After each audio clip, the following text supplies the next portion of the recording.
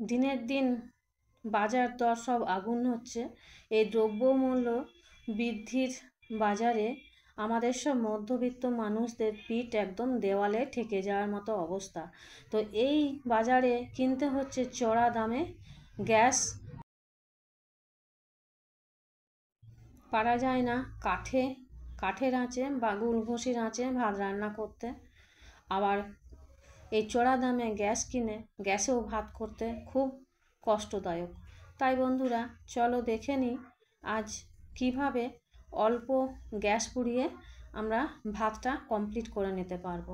তো বন্ধুরা, খুব ভালো করে দেখো, চালটা আমি ধুয়ে নিয়েছি, পরিষ্কার জল যতক্ষণ না বেরিয়ে এসছে। বারবার করে আমি ধুয়ে নিয়ে ফেলে দিয়েছি জল।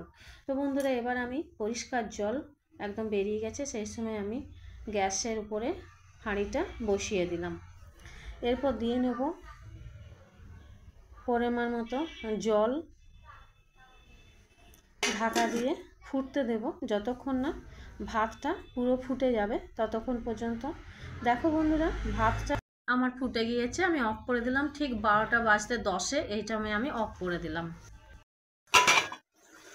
আবার যখন 12:30 বাজছে তখন আমি আবার গ্যাসটা অন করে দিয়ে ভাতটা ফুটিয়ে নেবো করে দেখে নিলাম ভাতটা কতটা সেদ্ধ হয়ে গেছে। মোটামুটি সেদ্ধ হয়ে গেছে, 1 ফুট ফুটলেই হয়ে যাবে।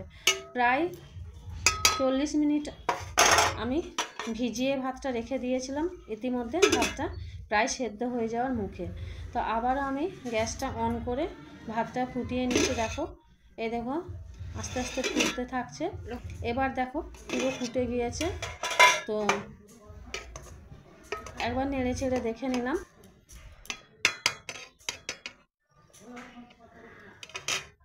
যতক্ষণ না ভাতটা পুরোটা ফুটে যাবে ততক্ষণ পর্যন্ত কিন্তু গ্যাসটা জ্বালিয়ে রাখতে হবে। তো এবার দেখো আমার ভাতটা কিন্তু কমপ্লিট ফুটে গিয়েছে। দেখুন পাশ দিয়ে ধোঁয়া উঠছে, তোমাদের খুলে দেখিয়ে দিলাম। এবার কিন্তু আমি গ্যাসটা অফ করে দিলাম।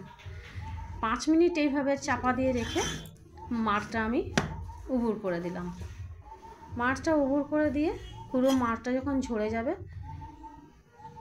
দেখো এবার আমি তুলে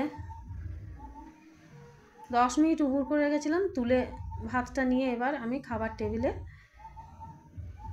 নিয়ে চলে এসেছি। দেখো তোমাদেরকে দেখিয়ে দিচ্ছি, ভাতটা আমার কিন্তু পুরো সুসিদ্ধ হয়ে গেছে। তাহলে এইভাবে যদি ভাত রান্না করা হয় অনেকটা গ্যাস বাঁচে। তো বন্ধুরা, ভিডিওটা ভালো লাগলে অবশ্যই লাইক কমেন্ট শেয়ার করে পাশে থাকবে। প্রথম থেকে শেষ পর্যন্ত দেখার জন্য অনেক অনেক ধন্যবাদ। ফিরবো আবার অন্য কোনো রেসিপি নিয়ে, ততক্ষণে